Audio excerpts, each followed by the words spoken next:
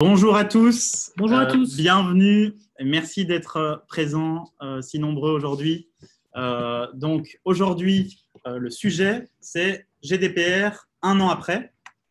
Donc on s'est rendu compte qu'en fait, un an après l'arrivée du GDPR, beaucoup de marketeurs comme nous avaient encore des questions. Donc on a décidé de réunir Qualifio et Lex4U pour répondre aux questions les plus fréquentes que les marketeurs se posent encore un an après. Donc, on vous a mis à contribution, on a demandé donc, quelles étaient vos questions si vous en aviez lors de l'inscription. On a essayé dans la mesure du possible de répondre à celles-là. Et bien sûr, pendant le webinaire, n'hésitez pas à poser toutes les questions additionnelles que vous auriez. Donc, comment faire déjà pour poser les questions? Vous avez en dessous un petit bouton qui vous permet, donc via un module de chat, de poser ces questions en direct. On essaiera dans la mesure du possible d'y répondre. Alors, aujourd'hui, donc comme je le disais, je suis ici avec Nathan Van Helleput du cabinet Lex4U. Nathan, peut-être un petit mot d'introduction? Bonjour, donc je suis avocat au sein du cabinet Lex4U et dans lequel on travaille beaucoup en fait sur tout ce qui est protection de la vie privée et notamment du coup sur le RGPD. Et moi, donc Mehdi Benalal, peut-être certains, comme il y a quand même pas mal de clients, me connaissent déjà. Je suis directeur marketing chez Qualifio. Voilà. Alors, comment ça va se passer? Donc, on va commencer par un rappel des fondamentaux. Donc, c'est toujours bien de reposer les bases donc, sur le GDPR, le consentement, les bases légales, ce que c'est un traitement. Ensuite, on va passer aux 10 questions qu'on a rassemblées, que les marketeurs se posent toujours un an après. Et puis, on présentera voilà, comment aller plus loin, notamment avec Qualifio, que beaucoup d'entre vous connaissent, mais aussi avec Lex4U, Lowbox, et puis peut-être des formations GDPR. Et ensuite, on répondra à toutes les questions qui vous restent. Alors, déjà, avant tout, Nathan, première question, c'est quoi une donnée personnelle? Qu'est-ce qui différencie une donnée personnelle d'une donnée non personnelle? Donc, une donnée personnelle, c'est toute information permettant d'identifier directement ou indirectement une personne physique. Typiquement, on pense au nom, au prénom, à une adresse postale, à un email. Attention, pour l'email, on va voir plus tard et on peut déjà le citer maintenant que nathan.vanhelleput@lex4u.com, c'est une donnée personnelle. En revanche, darkvador@lex4u.com ne vous permettrait pas d'identifier quel avocat vous voulez contacter au sein de Lex4u. Donc, il faut faire attention que l'objectif, il faut vraiment regarder l'idée que l'information personnelle, ça vous permet d'identifier une personne physique. Et alors, je rajoute un aspect qui est important, c'est effectivement le indirectement aussi. Par exemple, on donne souvent l'exemple de la plaque d'immatriculation qui, quand elle est croisée à une base de données, permet d'identifier indirectement quelqu'un de spécifique, quoi. Tout à fait. On a ça aussi pour tout ce qui est adresse IP depuis une décision de justice de la Cour de justice de l'Union européenne. Très bien. Alors, là-dedans, il y a aussi une catégorie aussi différente, c'est donc données à caractère particulier, c'est ce qu'on appelle souvent des données sensibles. C'est quoi? Tout à fait. Donc, une donnée à caractère particulier, c'est un type de données dont le traitement est interdit. L'objectif en fait du règlement, c'est de protéger au plus les personnes physiques et donc ils ont décidé simplement qu'il y avait une interdiction, sauf exception bien sûr, de traiter certaines données du style les données médicales, les croyances religieuses, les croyances philosophiques, les croyances syndicales aussi, l'orientation sexuelle. Un traitement, c'est quoi? C'est facile. C'est toute opération portant sur des données à caractère personnel, quel que soit le procédé utilisé. Donc, traitement papier, on est directement et on tombe sous l'application du RGPD aussi. On peut prendre tous les exemples que vous voyez maintenant sur le slide, c'est-à-dire que ici, on a remis ce qu'il y avait dans le texte du RGPD, mais l'objectif, ce qu'il faut vraiment comprendre, c'est que c'est tout traitement qui est fait sur des données à caractère personnel, toute utilisation d'une donnée à caractère personnel, ça reste un traitement au sens du RGPD. Alors maintenant, si on vient à la question des bases légales. Les bases légales, il y en a 6, donc il y a le consentement, l'intérêt légitime, l'exécution d'un contrat, la loi qui peut exiger quelque chose, l'intérêt vital et les missions d'intérêt public. Hors de ces bases légales-là, vous ne pouvez pas traiter de données à caractère personnel. C'est comme ça, c'est fait. Soit vous êtes dans les 6, soit vous ne l'êtes pas. Si vous ne l'êtes pas, de toute façon, vous êtes hors cadre du RGPD et donc vous traitez illégalement des données à caractère personnel. Alors, mais maintenant, on passe aux questions fréquentes. Mais du coup, si on parle de consentement, qui est quand même une base légale importante, souvent utilisée pour justifier le traitement de données personnelles, mais comment on peut recueillir le consentement? C'est quoi un consentement valide? Alors, un consentement valide, c'est un consentement qui répond à 4 conditions. C'est-à-dire qu'il doit être libre, il doit être spécifique, éclairé et univoque.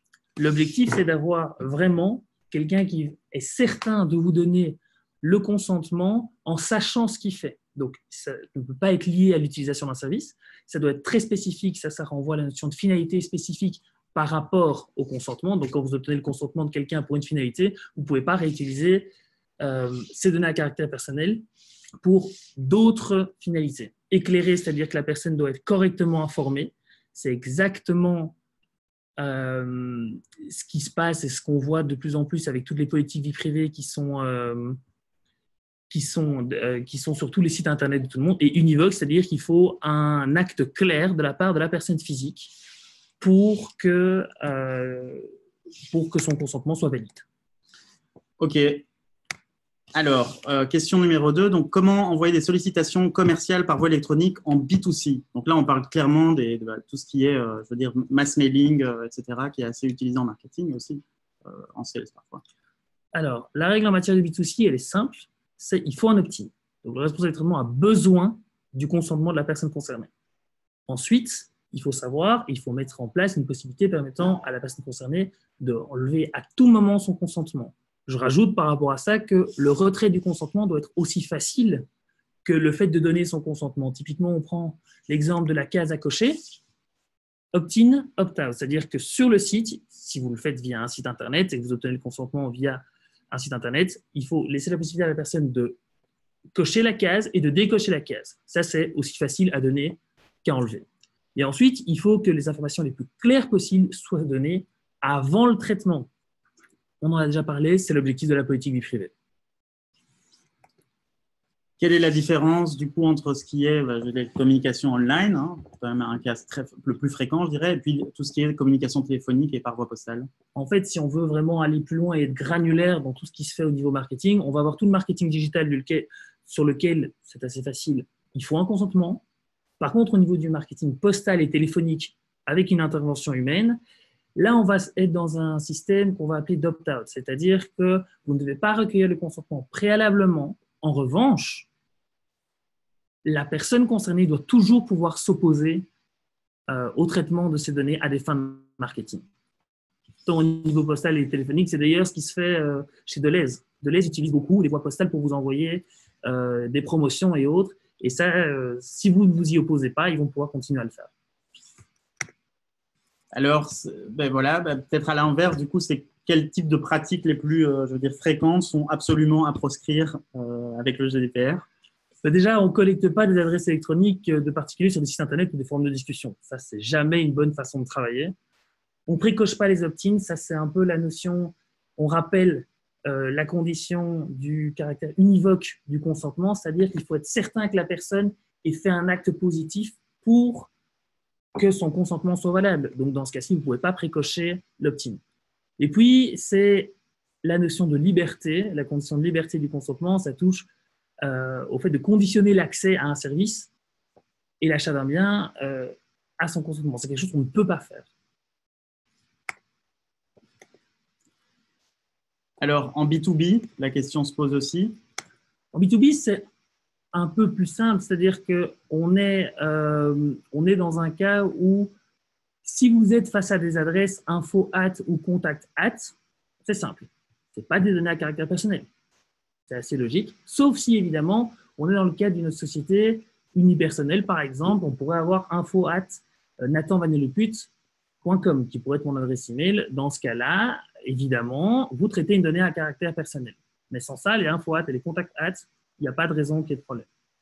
Et de manière peut-être plus générale, si moi je veux envoyer une sollicitation à quelqu'un en particulier et dans un contexte professionnel. Alors là, on retrouve l'obligation de l'information préalable. Il faut toujours informer les gens quand vous avez traité des données à caractère personnel, que ce soit en B2B ou en B2C. Et il faut leur laisser l'occasion de s'opposer au traitement. Donc, on est vraiment dans la logique de dire, c'est celle qu'on a déjà expliquée, c'est l'opt-out en fait. C'est-à-dire que les gens doivent toujours pouvoir s'opposer au traitement de leurs données à caractère personnel. Ensuite, et ça c'est la dernière condition, c'est qu'il faut que l'objet de la sollicitation soit en rapport avec la profession du professionnel. Vous me vendez un service, vous voulez me contacter dans le cadre d'un service pour les avocats, pas de problème. Par contre, n'essayez pas de me vendre des salles de bain dans ce cadre-là. Mais du coup, si je comprends bien, toutes ces conditions-là dispensent du consentement de la personne. En fait, ils dispensent du consentement préalable, effectivement, de la personne. C'est ça. Tout à fait.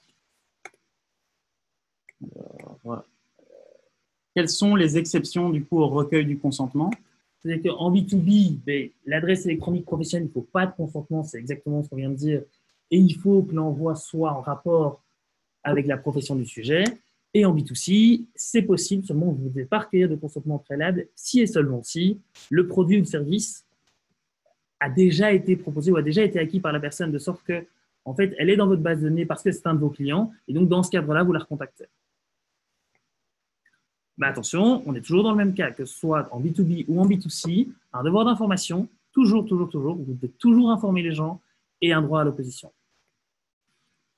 Alors, maintenant, si on vient à la question de la finalité de traitement, c'est aussi une question importante, parfois un peu difficile aussi à comprendre. Est-ce que c'est possible, donc par exemple, j'ai collecté des données dans le cadre d'un achat ou d'une demande de démo, disons, j'ai envie de les mettre dans une base d'email pour envoyer des emails de masse, est-ce que j'ai le droit de faire ça?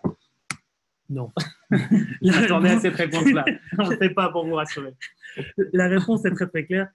Un consentement, une finalité. Le consentement est spécifique. On revient sur les 4 conditions. Dès lors que vous avez donné un consentement pour une finalité, on ne peut pas la réutiliser pour d'autres. Le meilleur exemple, qui est d'ailleurs sur les slides, c'est l'idée de dire je m'inscris à une newsletter. Je m'inscris qu'à la newsletter. Je ne tiens pas à recevoir les offres de vos partenaires. C'est quelque chose qui est vraiment assez important parce que souvent, ce qu'on voit, c'est que quand les gens s'inscrivent à une newsletter, ils sont forcément mis dans une base de données et de cette base de données, on fait n'importe quoi. Non, non. Moi, je me suis inscrit à une newsletter, je veux recevoir cette newsletter. Je ne veux pas forcément recevoir vos autres offres ou les offres de vos partenaires. Très clair. Alors oui, là-dessus, il y avait peut-être un exemple que tu peux donner sur l'exemple de Batibo. Tout à fait, oui. L'exemple de Batibo est un exemple intéressant. Donc, je veux, pour le coup, je vais prendre l'exemple de la salle de bain parce que je l'aime bien celui-là. Je viens vous voir parce que vous vendez des salles de bain. Là-dedans, on commence à discuter et puis finalement, vous me faites une première offre de prix qui me convient assez bien, mais une semaine après, je ne vous ai toujours pas recontacté, donc vous permettez de me recontacter. Ici, on prend les exemples de base légale. Et dans les exemples de base légale, celles qu'on va pouvoir utiliser dans ce cadre-là, on est dans le cadre d'un contrat et d'une relation pré-contractuelle. C'est-à-dire que vous m'avez fait un devis, vous revenez vers moi pour voir où j'en suis, si j'ai décidé de prendre ou pas, ou de travailler avec vous pour la construction de ma salle de bain. Si ce n'est pas le cas, c'est fini. Vous ne pouvez pas réutiliser mes données dans d'autres cadres. L'objectif est effectivement d'être très logique. Je suis venu pour un devis pour une salle de bain, ne me contactez pas dans un an pour voir si j'ai fait ma salle de bain. C'est quelque chose qui n'est pas logique si je vous ai déjà dit non. Alors, la question aussi très fréquente des partenaires. Donc, sous quelles conditions je peux transmettre des données collectées à des partenaires commerciaux? La réponse en soi, c'est oui, on peut le faire, mais il y a pas mal de conditions et elles sont assez strictes. Il faut les respecter. On repart de la base, il faut une base légale. La base légale, la meilleure là-dedans, ça risque d'être le consentement. Pourquoi? Parce que comme vous allez transférer des données à des tiers, il faut effectivement être très très clair sur ce que vous allez faire. Le plus simple est donc d'obtenir l'accord des personnes. Le consentement, c'est la première condition. Ensuite, il faut être précis sur l'identité des personnes. Le mieux, c'est d'avoir une liste, soit vous la mettez directement dans la politique privée, soit vous mettez une page accessible via votre site web, de sorte que vous puissiez, la personne concernée puisse avoir la liste des partenaires par laquelle cela va être envoyé. Ensuite, et ça c'est la dernière chose, c'est dans le cas où il y a une modification de la liste, vous devez informer les gens. Alors, la meilleure façon, en tout cas je pense, c'est le plus simple, c'est si la liste est accessible via votre site web, ben simplement vous changez la liste sur votre site web. À partir du moment où les gens savent que les modifications de la liste seront accessibles via votre site web, il n'y a pas de problème.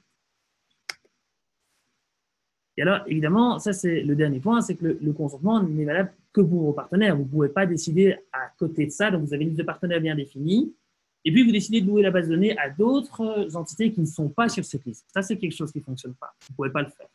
Vous sortez évidemment de la spécificité de la finalité.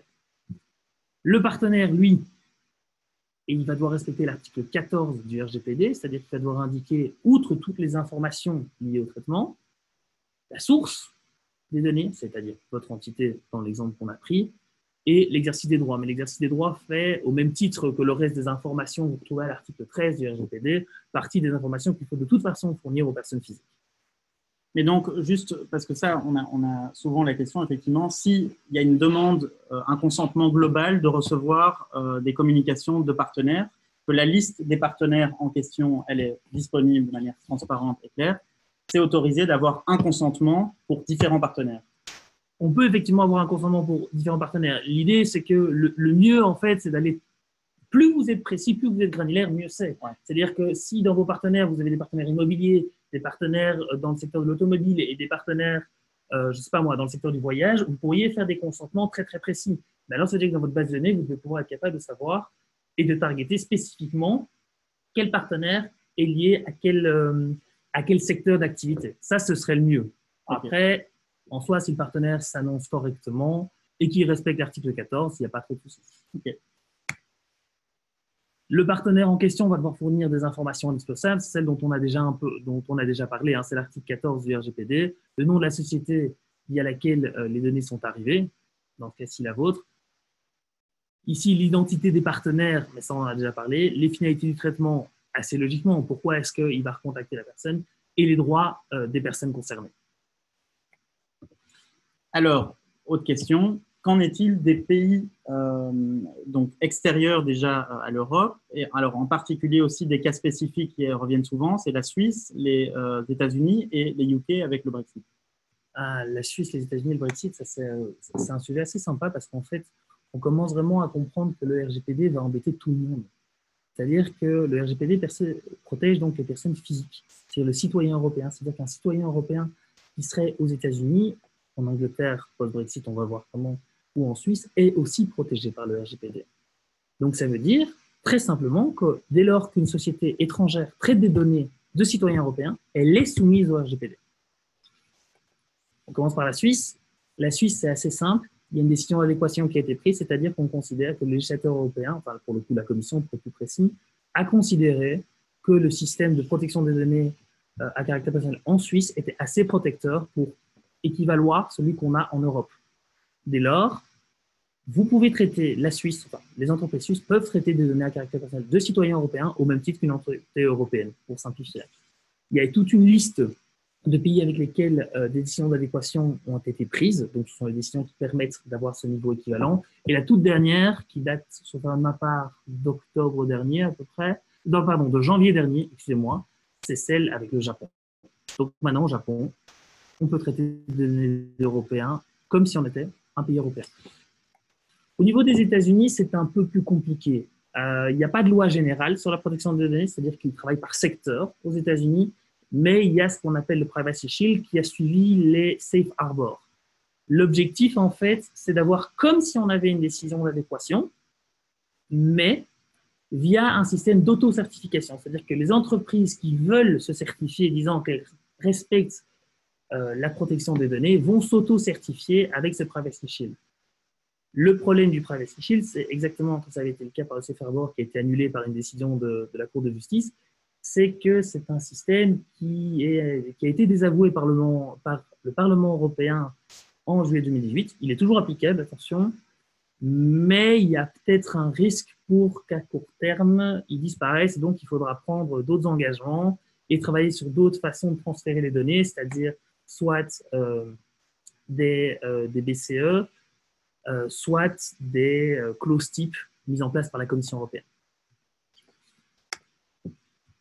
Et alors le Royaume-Uni?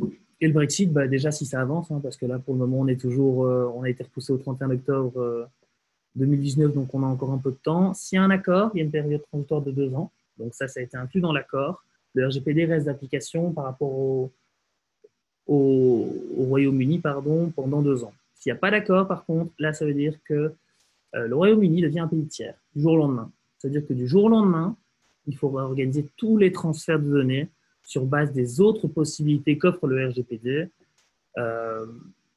pour transférer des données vers le Royaume-Uni. Autant vous dire que ça ne va pas être très drôle.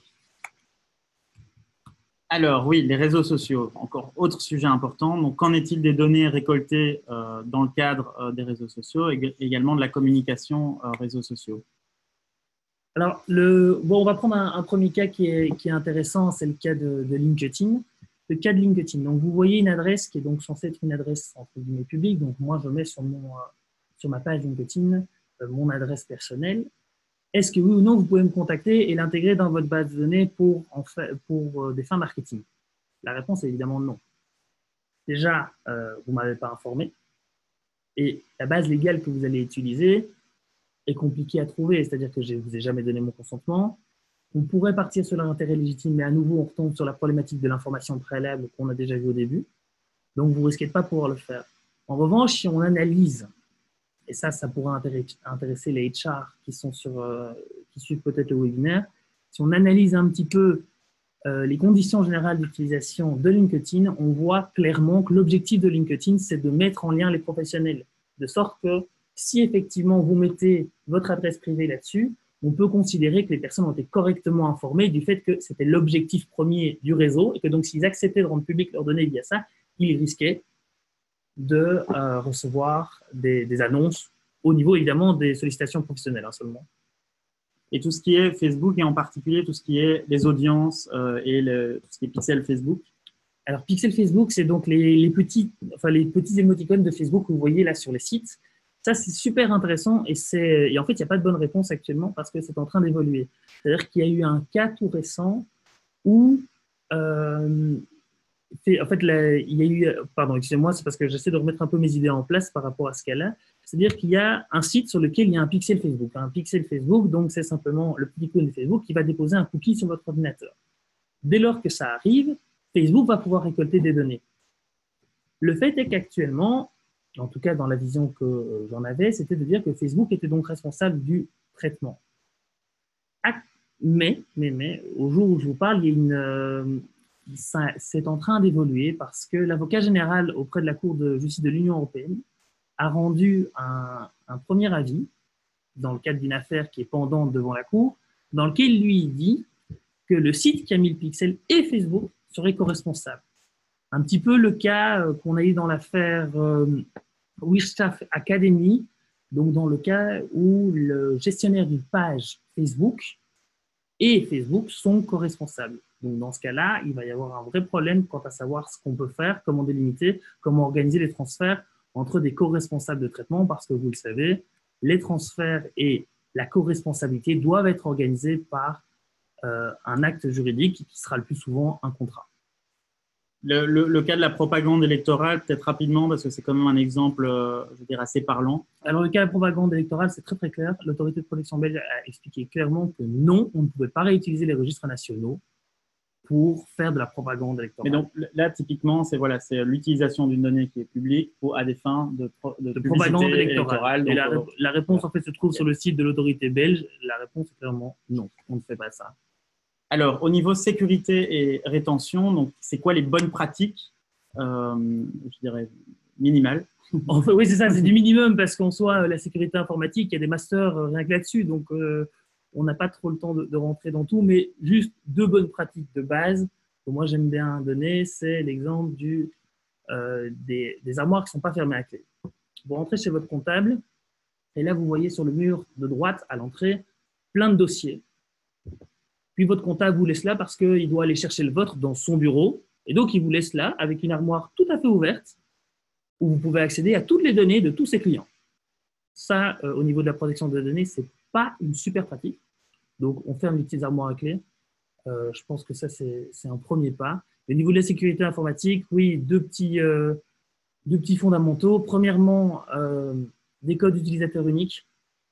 On a eu l'exemple assez comique de les codes utilisateurs pour accéder au système général de la société, c'était simplement les initiales des personnes physiques. Autant vous dire que ce n'est pas super sécurisé. Et le code, c'était 1, 2, 3, 4. Le même code pour tout le monde. Donc, on fait un identifiant unique et un accès unique par personne pour les serveurs de la société. Alors, oui, au niveau, donc, non, au niveau sanctions, oui, on en est où? Est-ce que dans la pratique, les entreprises sont sanctionnées? Et deuxième sous-question, est-ce qu'au plus on est gros, au plus on a de chances d'être sanctionné? Le problème, c'est que plus on est gros, plus on a de visibilité. Donc, plus on est gros et plus on fait n'importe quoi en plus, parce qu'on ne respectait déjà pas les règles à la base, et plus, évidemment, on risque d'être sanctionné. Google, c'est le meilleur exemple qu'on a eu récemment, 50 millions d'euros d'amende qui ont été… la décision a été prise par la CNIL, donc par l'autorité française. C'est assez violent. L'autorité française est très active parce que la France avait une loi déjà en place qui était très poussée. et qui se rapprochait très fortement des règles du RGPD à ce niveau-là. Donc, la France, sur cette base-là, pouvait déjà sanctionner. Il se trouve simplement qu'avec le RGPD, il y a des sanctions énormes qui sont prévues, notamment jusqu'au 4% du chiffre d'affaires.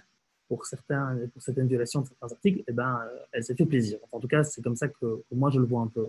Puis, on a l'exemple aussi du démarchage par SMS. Donc là, la sanction a été anonymisée, donc on n'a pas le nom de la société qui est derrière.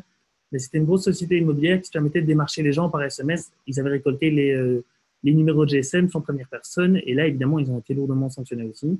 Et puis, il y a celui que j'appelle malheureusement la petite vache à lait en fait, du secteur européen actuellement, c'est Facebook. Facebook, ils enchaînent. Hein, donc, ils ont 500 000 livres sterling en Angleterre. En Italie, c'est 10 millions récemment. En Espagne, c'était 1,3 million. En France, en Belgique, c'était 150 000 euros. Et puis, récemment, comme vous le savez, Mark Zuckerberg a été interrogé par le Parlement européen. Donc, peut-être que d'autres choses suivront. Ce qu'il faut savoir, c'est qu'en Belgique, on a eu une information assez importante pour ceux qui nous écoutent, c'est qu'à partir de demain, il va y avoir les premières enquêtes qui vont vraiment s'ouvrir et qui amèneront peut-être, et probablement d'ailleurs, à des sanctions. Donc malheureusement, ça va arriver et il faut être prêt.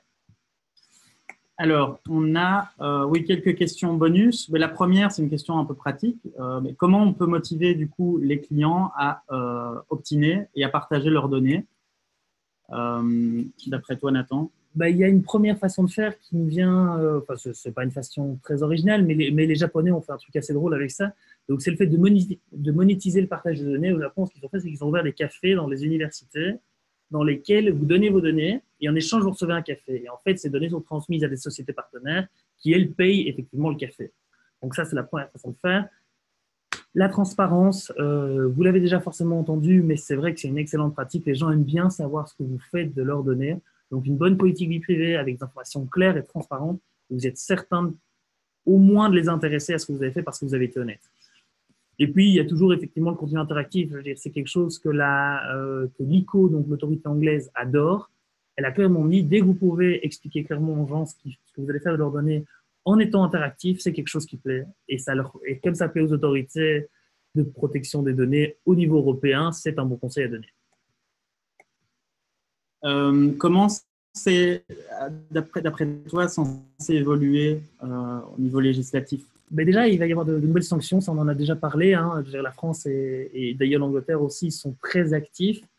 En Belgique, ça va commencer, donc malheureusement, c'est vers ça qu'on va aller, vers des sanctions pour montrer des exemples.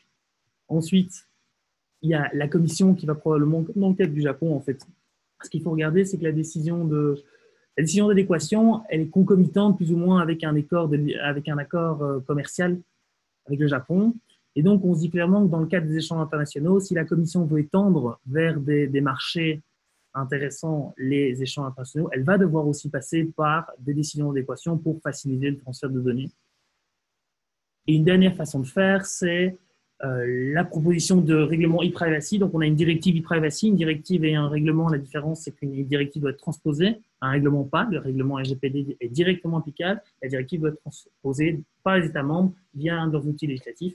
Et là, le truc, c'est qu'ils sont en train de prendre un règlement e-privacy qui, en théorie, devait être applicable au même jour que le RGPD, mais ils sont un peu à la bourre. Alors, pour aller plus loin, donc rapidement, et puis on passera peut-être aux questions que vous avez encore. Je pense qu'il y en a qui sont en train d'être répondues en ce moment même.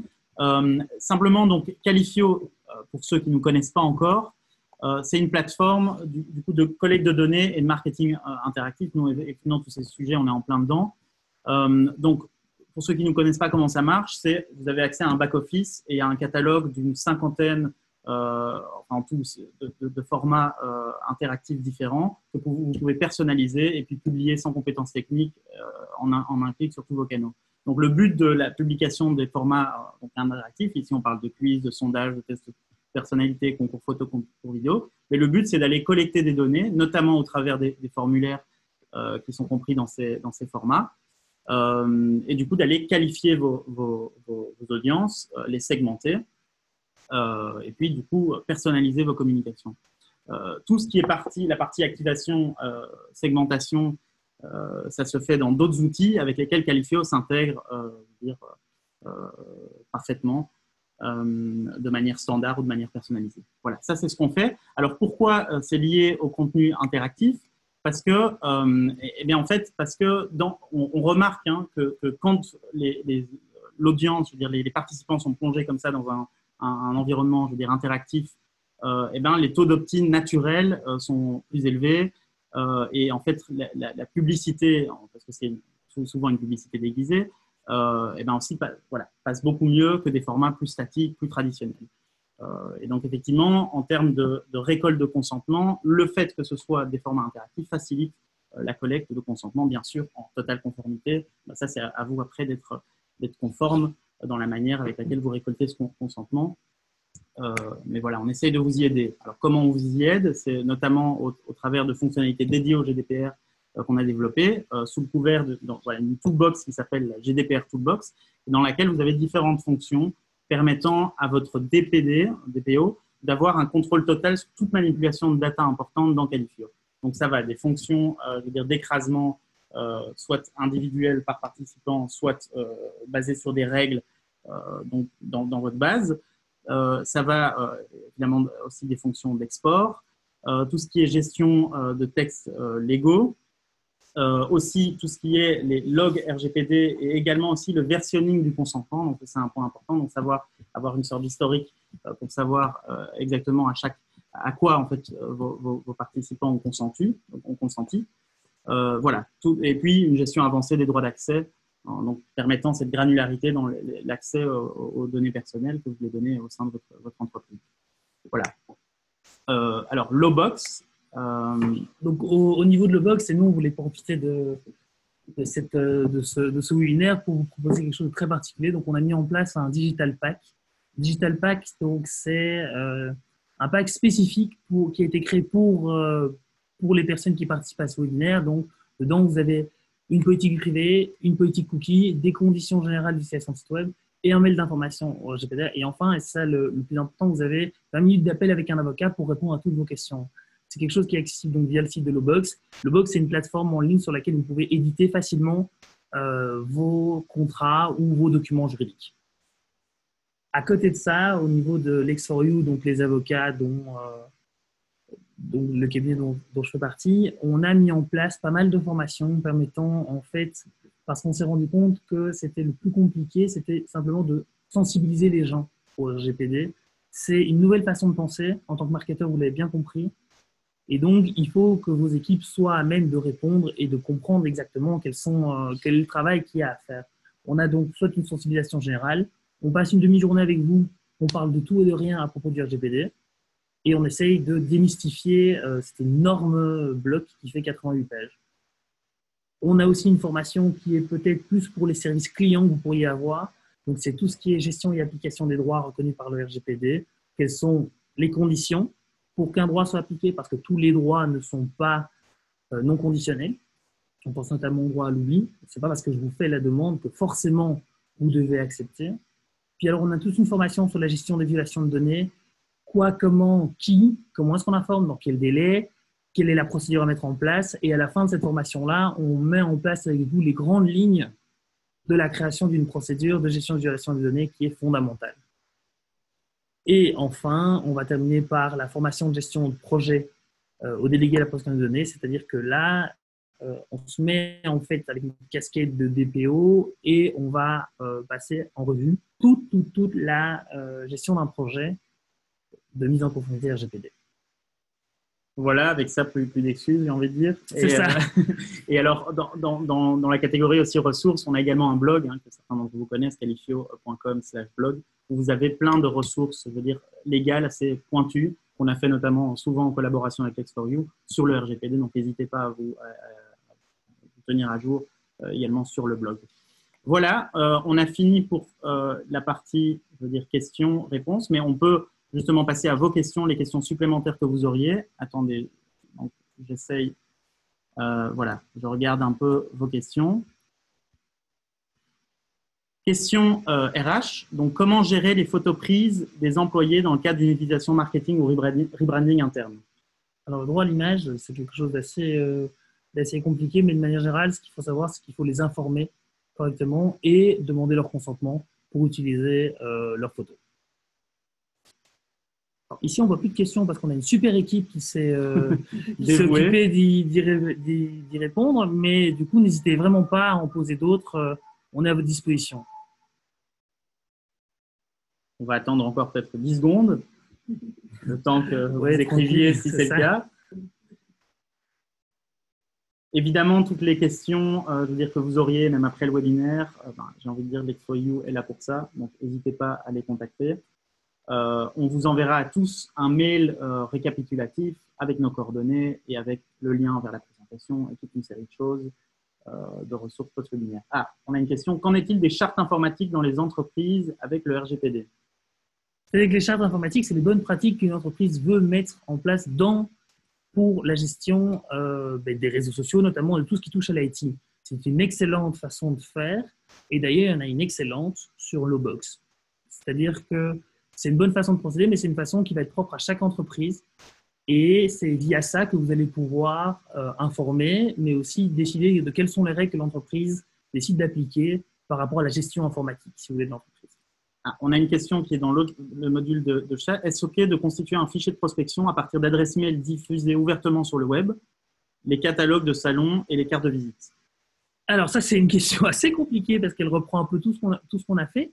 C'est-à-dire que quand vous dites diffuser ouvertement sur le web, on va avoir le même problème que les informations publiques. C'est-à-dire que vous, en tant que marketeur qui l'avez récupéré, vous n'avez pas forcément informé les personnes et surtout, la base légale que vous allez utiliser, même si c'est l'intérêt légitime, vous allez forcément vous retrouver avec ce problème d'information.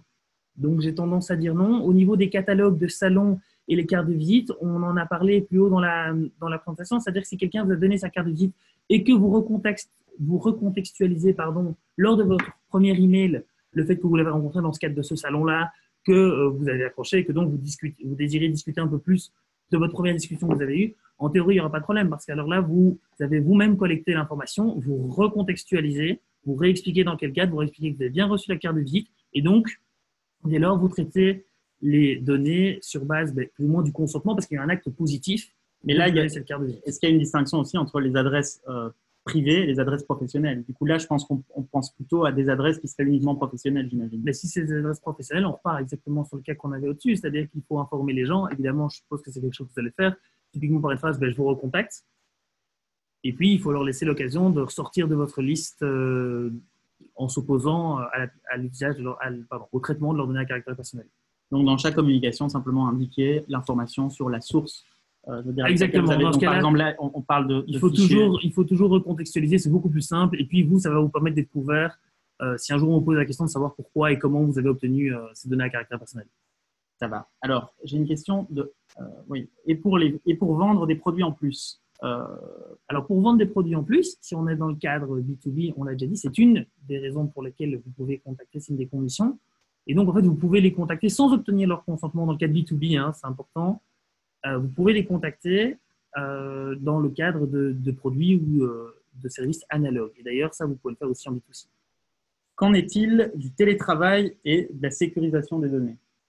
Alors ça, c'est une excellente question. C'est-à-dire que en tant qu'avocat, je n'ai pas la prétention d'avoir toutes les connaissances en matière de protection des données IT. Mais de manière générale, dès lors que vous utilisez des systèmes sécurisés et qu'il y a une sécurité sur les laptops, parce que je suppose que vous connectez via des laptops dans ce cas-là, de vos employés, vous adoptez des pratiques tout à fait acceptables en matière de sécurité. Mais à nouveau, il va falloir être très, très précis et très prudent. C'est-à-dire que si votre système de sécurité, c'est, je reprends l'exemple que j'ai donné tout à l'heure, le code c'est 1, 2, 3 et l'identifiant c'est vos initiales, c'est pas sécurisé. Si c'est un ordinateur sur lequel vos enfants peuvent jouer parce qu'ils connaissent votre code, c'est pas super sécurisé parce que ça veut dire qu'eux pourraient très bien allumer l'ordinateur, le laisser là et quelqu'un d'autre qui passerait pour avoir accès aux données. Alors, toujours par rapport à la question de vendre des produits en plus, si on parle du cadre B2C. Voilà, alors sur le cadre B2C, pour être plus précis par rapport à ce que je dis, effectivement, si c'est des produits analogues, on l'a mis dans un des slides, donc vous le retrouverez, il n'y a pas de problème, vous pouvez les contacter puisqu'ils sont dans votre base de données et que vous continuez une relation client. En fait. Alors, un cabinet qui réalise des études B2C peut-il recontacter les répondants pour d'autres études? Alors, ça, c'est une excellente question parce qu'on va tomber dans la notion de finalité. Ça va un petit peu dépendre de ce que vous avez mis comme finalité. Si vous avez mis, et c'est toujours la même chose, hein, c'est une finalité très précise, donc nous allons vous contacter que dans le cadre de cette étude. Là, c'est non. Pourquoi? La finalité est très, très précise. Par contre, si vous dites, nous allons vous contacter dans le cadre de cette étude et dans le cadre potentiellement d'autres, vous restez très vague. Évidemment, vous avez un risque, c'est que les personnes, du coup, ne s'inscrivent pas parce qu'ils ne savent pas, ils ne sont pas correctement informés. Donc, le mieux, dans ce cas-là, c'est de renvoyer vers une politique du privé qui est très, très claire, qui est de dire, voilà, on va vous contacter via votre consentement dans le cadre de cette première étude. Notre intérêt légitime fait qu'on va vous renvoyer un email pour d'autres études, mais vous pouvez toujours vous opposer. Alors, il y a une question sur les audiences Facebook. Peut-on croiser son fichier client avec des audiences pour communiquer ensuite de façon ultra ciblée? Exemple, univers des amateurs de pâte à tartiner qui veut toucher un fabricant de chocolat. Donc là, typiquement, on a un fichier client qu'on va, à partir duquel on va construire une audience personnalisée en croisant avec des données de Facebook. Vous avez toujours le même problème, c'est-à-dire que vous avez traité des données à caractère personnel et vous n'avez pas, vous, informé les personnes. Vous n'avez pas informé les personnes du fait que vous alliez le faire, que vous ayez traité leurs données à caractère personnel. Donc là, moi, j'aurais tendance à dire non, puisque c'est quelque chose quand même qui pose un vrai problème. C'est-à-dire que si on prend… L'exemple de LinkedIn est facile pour les HR. C'est clairement indiqué que l'objectif de LinkedIn, c'est les relations professionnelles. L'exemple de Facebook, ce n'est pas celui-là. Effectivement, on sait que c'est comme ça qu'ils monétisent le réseau social, mais l'objectif de Facebook n'est pas de pouvoir créer pour d'autres personnes que Facebook des ciblages bien particuliers. Donc, je dirais que dans ce cas-ci, vous ne pouvez pas faire et recréer en fait une base de données plus précise via des données collectées sur Facebook, parce que vous n'avez pas informé les gens que vous le faisiez. Ok, mais ici, on parle vraiment donc d'importer ces listes clients dans Facebook pour que en fait, il y ait un matching qui se fasse et qu'on puisse retargeter sur Facebook à partir de ce fichier client-là. Alors, il faudrait que vous soyez sûr que Facebook ait bien informé les personnes physiques, que ça puisse être, que la plateforme Facebook, que le réseau social va servir à ça. D'accord, mais donc voilà, c'est leur responsabilité d'informer que Ben oui et non, parce qu'alors là, on pourrait tomber dans de la co-responsabilité dès lors que Facebook va permettre de les collecter, mais c'est vous qui allez les utiliser. Donc, dans ce cas-ci, il faudrait que vous ayez un accord avec Facebook pour définir les bonnes responsabilités de chacun.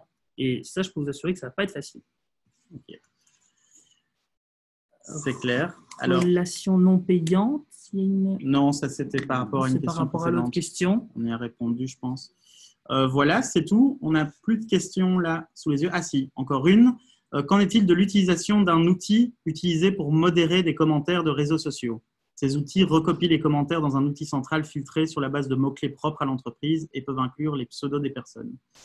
Donc là, on parle donc d'un outil qui serait extérieur à Facebook, par exemple, et qui permet de modérer donc sur une plateforme tierce des commentaires de réseaux sociaux de manière centralisée. Donc, voilà, Digimind Influence.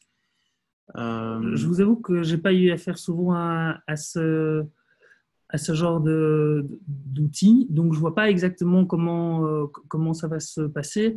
La seule chose, c'est que… Donc là, oui, c'est ça. Vous avez Facebook, vous avez aussi cet outil qui centralise en fait la gestion réseaux sociaux, et donc sur lequel il y a un recopiage, je veux dire, des données Facebook. Et via cet outil, vous pouvez répondre directement sur différents réseaux sociaux. Et modérer les commentaires. Alors, dans ce cas-là, il est clair que vous allez, si ce sont des pseudos, l'avantage des pseudos, c'est que ce ne sont pas toujours des données à caractère personnel, premièrement. Deuxièmement, typiquement, moi j'ai ici, je vois spectateur anonyme, du coup je ne sais pas qui vous êtes, donc je ne traite pas de données à caractère personnel dans ce cadre-là.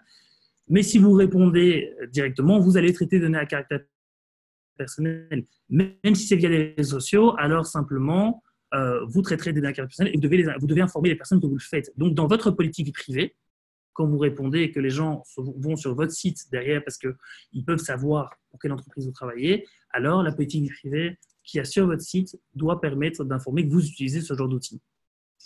Au niveau de la conservation des données… Oui, la durée de conservation de données d'un fichier client. Oui, ça, c'est-à-dire que la question est beaucoup trop vague. C'est-à-dire que soit on est dans des clients. Si c'est un client en Belgique, la prescription pour faire valoir ses droits par rapport à un contrat, c'est 10 ans. Donc, vous gardez les données pendant au moins 10 ans parce qu'on peut vous attaquer en justice pendant 10 ans. Si par contre, c'est juste un fichier de prospection, la CNIL a mis en place un délai à voir effectivement quelles sont toutes les conditions et voir si vous êtes dans ce délai. C'est-à-dire que vous ne pouvez pas garder les données plus longtemps que nécessaire. La CNIL a parlé de 3 ans pour un fichier de prospection. Mais à nouveau, si vos clients, vous les gardez qu'1 an et qu'après 1 an, vous savez que de toute façon, vos produits ont changé et que ça ne sert à rien de les garder parce que vous proposez autre chose, alors 3 ans, ça sera beaucoup trop. Donc ça, c'est une question peut-être qu'il faudra analyser au cas par cas. OK. Alors, on en a une toute dernière, je pense, ici. Ah oui. En B2B, avons-nous l'obligation de demander l'accord d'utilisation pour des fichiers clients historiques de gros volume? On a déjà parlé de ce point-là plus haut. B2B, donc on l'a dit. Si c'est par rapport à leur métier, donc par rapport à leur activité, il ne faut pas les informer préalablement. Et donc, il faut les informer préalablement, il ne faut pas leur demander leur consentement. Donc là, il faut par contre leur laisser l'occasion de s'opposer à chaque fois, à chaque email, au traitement de leurs données à caractère personnel. Donc, typiquement, c'est le petit lien en dessous, je veux me désinscrire de cet email ou de cette liste d'emails. Voilà, on espère avoir été clair. Voilà, oui, on espère que ça vous a aidé. Bien sûr, si vous avez d'autres questions, rentrez en contact avec Lex4U, peut-être pour aussi une analyse plus poussée, je veux dire, de vos cas spécifiques. On reste ici quand même assez généraliste. De nouveau, donc je rappelle, n'hésitez pas à nous demander des infos supplémentaires sur Qualifio, à également consulter nos ressources gratuites sur le blog, que vous soyez client ou non. Et puis à nous contacter dès que vous avez une question, dès qu'on peut vous aider sur quelque chose. Voilà, merci à tous pour vos questions, l'interactivité et à très bientôt. Et avec plaisir, spectateurs anonymes.